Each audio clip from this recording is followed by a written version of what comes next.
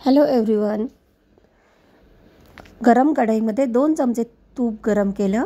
त्यात ड्रायफ्रूट, दालचिनी आणि लवंगा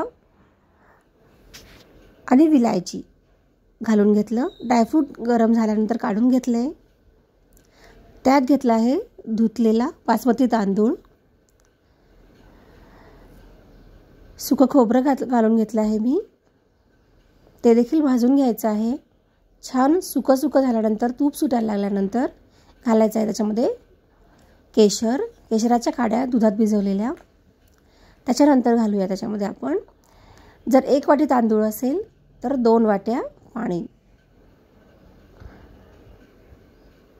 शिजवून झाल्यानंतर थोडंसं अगदी शिजत झाल्यानंतर घालूया त्यात साखर आपल्या आवडीनुसार. मी याच्यामध्ये अर्धा वाटी साखर टाकली आहे आणि 1 चमचा तूप घालून परत एकदा ह्याला बारीक गॅसवर आपण शिजू देऊया. छान क्रीमी तयार झालेला आहे आता हा बासमती तांदळाचा साखर भात. छान वाफ आल्यानंतर बघा कसा कोरडा होतोय आणि अंटरत देखील नाही आहे, म्हणजे कच्चा देखील नाही राहायला पाहिजे. साखर भात तयार आहे. सर्वांना नारळी पौर्णिमेच्या खूप शुभेच्छा. हॅपी राखी पौर्णिमा.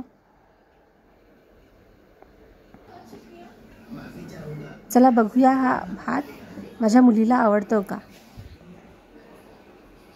अनन्या,